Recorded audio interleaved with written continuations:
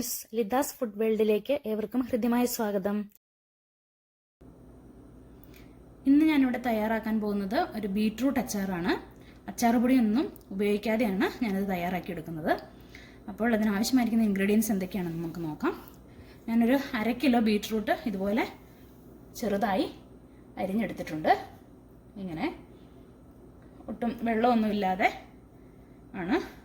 പിന്നെ 2 വലിയ കൂടം വെളുത്തുള്ളി കനം കുറച്ച് നീളത്തിലരിഞ്ഞത്, ഒരു ചെറിയ കഷ്ണം ഇഞ്ചി ചെറുതായി നീളത്തിലരിഞ്ഞത്, നല്ല എരിവുള്ള പച്ചമുളക് 2 എണ്ണം ചെറുതായി വട്ടത്തിലരിഞ്ഞത്, പിന്നെ എരിവിന് ആവശ്യമായിട്ടുള്ള മുളക് പൊടി നമുക്ക് ചേർത്ത് കൊടുക്കാം. ഞാനിപ്പോൾ ഇവിടെ എടുത്തിരിക്കുന്നത് 1.5 ടേബിൾ സ്പൂൺ സാദാ മുളക് പൊടിയും 1 ടേബിൾ സ്പൂൺ കാശ്മീരി മുളക് പൊടിയുമാണ്.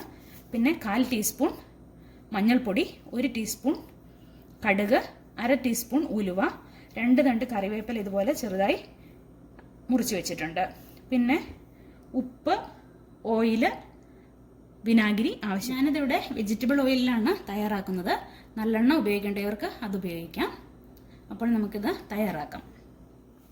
നന്നായി ചൂടായിരിക്കുന്ന ഒരു ഫ്രൈങ് പാനിലേക്ക് നമുക്ക് ആവശ്യത്തിന് ഓയിൽ ഒഴിച്ചു കൊടുക്കാം. ഇനി എണ്ണയൊന്ന് ചൂടാകട്ടെ. അപ്പോൾ നമ്മുടെ ഓയിൽ നന്നായി ചൂടായിട്ടുണ്ട്. ഇതിലേക്ക് നമുക്ക് അരിഞ്ഞു വെച്ചിരിക്കുന്ന ബീട്രൂട്ട് ഇട്ട് ഒന്ന് വഴറ്റിയെടുക്കാം. ഒരു അല്പം ഉപ്പ് ചേർത്ത് വഴറ്റിയെടുക്കാം.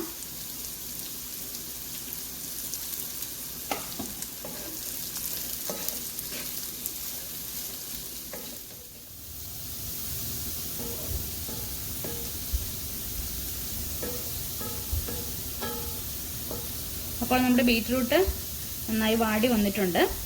ഇതിൻ്റെ ആ പച്ചച്ചൊവ അങ്ങ് പോയാൽ മതി, അല്ലാതെ ഒത്തിരി അങ്ങനെ വെന്ത് പോകരുത്. അപ്പം നമ്മുടെ അച്ചാറിന് ടേസ്റ്റ് ഉണ്ടാവുകയില്ല. നമുക്കിനി സ്റ്റവ് ഓഫ് ചെയ്ത് ഇത് വേറൊരു പാത്രത്തിലേക്ക് മാറ്റാം. നമ്മുടെ അച്ചാറിലേക്ക് ആവശ്യമായിരിക്കുന്ന വളരെ പ്രധാനപ്പെട്ട ഒരു കാര്യം ഞാൻ പറയാൻ മറന്നുപോയി. കായത്തിൻ്റെ പൊടി ഇത് എന്തായാലും വേണം. അപ്പം നമ്മുടെ ഫ്രൈങ് പാനിൽ നിന്ന് ഞാൻ ബീട്രൂട്ട് വേറൊരു പാത്രത്തിലേക്ക് മാറ്റി ആ ഫ്രൈങ് പാൻ തന്നെ വീണ്ടും അടുപ്പത്ത് വെച്ചിട്ടുണ്ട്. ഇത് നന്നായി ചൂടായിട്ടുണ്ട്. ഇതിലേക്ക് നമുക്ക് അല്പം കൂടി ഓയിൽ ഒഴിച്ചു കൊടുക്കാം. അപ്പം നമ്മുടെ ഓയിൽ നന്നായി ചൂടായിട്ടുണ്ട്. നമുക്കതിലേക്ക് ഉലുവ ഇട്ട് കൊടുക്കാം.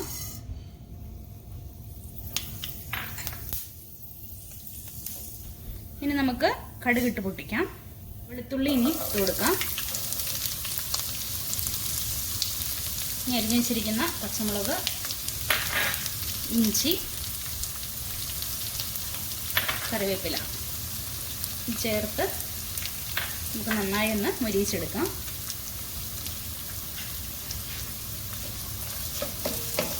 നമ്മൾ ബീട്രൂട്ട് വഴറ്റിയപ്പോൾ അല്പം ഉപ്പിട്ടായിരുന്നു. ഇതിലേക്ക് നമുക്ക് ഉപ്പിട്ട് കൊടുക്കാം. വിനാഗിരി ചേരുമ്പം ഉപ്പ് കുറവ് തോന്നും. അപ്പോൾ അതുകൊണ്ട് അതിന് ആവശ്യത്തിനുള്ള ഉപ്പ് ഇട്ട് കൊടുക്കാം. ഇത് നന്നായി ഒന്ന് മുരിഞ്ഞ് വരട്ടെ.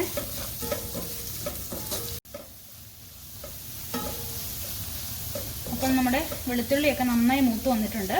ഇതിലേക്ക് ഇനി നമുക്ക് മുളക് പൊടിയും മഞ്ഞൾപ്പൊടിയും എല്ലാം ഇട്ട് കൊടുക്കാം.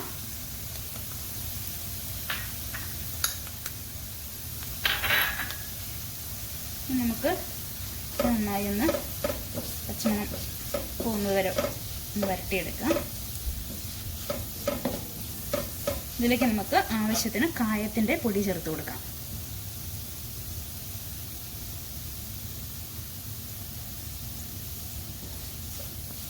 നന്നായി ഇതൊന്ന് ഇളക്കാം. നമ്മളിതിലേക്ക് വെള്ളമൊന്നും ചേർക്കുന്നില്ല, ഈ വിനാഗിരി തന്നെ മതി. അപ്പോൾ നമ്മുടെ പൊടികളെല്ലാം നന്നായി മൂത്ത മണം വരുന്നുണ്ട്.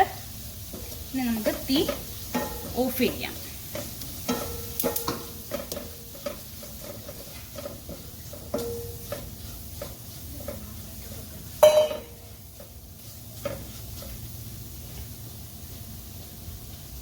ഇതിലേക്ക് നമുക്ക് ആവശ്യത്തിനുള്ള വിനാഗിരി ഒഴിച്ചു കൊടുക്കാം.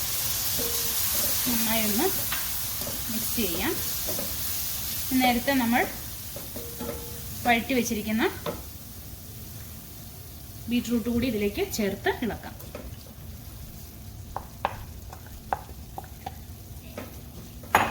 ഇത് നന്നായി ഒന്ന് ഇളക്കിയിട്ട് നമുക്ക് ഉപ്പും പുളിയും എല്ലാം ആവശ്യത്തിനുണ്ടോ എന്ന് നോക്കി കുറവുള്ളത് ഇട്ട് കൊടുക്കാം. അപ്പോൾ നമ്മുടെ ബീറ്റ്റൂട്ട് അച്ചാർ ഇവിടെ റെഡി ആയിരിക്കുകയാണ്. അല്പം ഉപ്പ് കുറവായിരുന്നു, ഞാൻ ചേർത്ത് കൊടുത്തിട്ടുണ്ട്. ഇത് ഇനി നന്നായി ഒന്ന് ചൂടാറാനായിട്ട് നമുക്ക് മാറ്റി വയ്ക്കാം, അടുപ്പിൽ നിന്ന് മാറ്റാം. ഇത് നല്ലപോലെ ചൂടാറുന്നത് വരെ നമ്മളിതുപോലെ തുറന്ന് തന്നെ വെക്കണം. അതിനുശേഷം നമുക്ക് ഇത് കുപ്പിയിലാക്കി വെക്കാം. അല്ലെങ്കിൽ ഇതുപോലെ തന്നെ വെച്ചാലും കുഴപ്പമില്ല. ഇതിപ്പം നമ്മൾ രാവിലെയാണ് ഉണ്ടാക്കുന്നതെങ്കിൽ വൈകുന്നേരം വരെ ഇതുപോലെ തന്നെ ഒരു പാത്രത്തിൽ തന്നെ വെച്ചിട്ട് ചൂടാറി കഴിഞ്ഞിട്ട് അടച്ചു വെച്ചിട്ട് വൈകിട്ടാകുമ്പോൾ നമുക്ക് ഒന്നുകൂടി ഒന്ന് ഇളക്കിയിട്ട് കുപ്പിയിലാക്കി വെക്കാം, ചില്ല് കുപ്പിയിൽ ആക്കി വെക്കാം. നമ്മൾ ബീറ്റ്റൂട്ടൊക്കെ നന്നായി വഴറ്റിയായിരുന്നു എടുത്തിട്ടുണ്ടായിരുന്നത്. അതുകൊണ്ട് നമുക്കിത് 1-2 ദിവസം വെക്കേണ്ട ആവശ്യമൊന്നുമില്ല. ഉണ്ടാക്കി അന്ന് തന്നെ നമുക്കിത് ഉപയോഗിച്ച് തുടങ്ങാം. ഇത് വളരെ ടേസ്റ്റി ആയിട്ടുള്ളൊരു അച്ചാറാണ്. അച്ചാർ പൊടിയൊന്നും നമ്മൾ ഉപയോഗിച്ചിട്ടില്ല. അപ്പോൾ എല്ലാവരും ഇതുപോലെ ഒന്ന് ബീറ്റ്റൂട്ട് അച്ചാർ ഉണ്ടാക്കി നോക്കണം. എൻ്റെ ഈ റെസിപ്പി ഇഷ്ടമായെങ്കിൽ നിങ്ങൾ എൻ്റെ ചാനൽ സബ്സ്ക്രൈബ് ചെയ്യുക, സപ്പോർട്ട് നൽകുക. ഇനി മറ്റൊരു റെസിപ്പിയുമായി അടുത്ത ദിവസം വീണ്ടും കാണാം.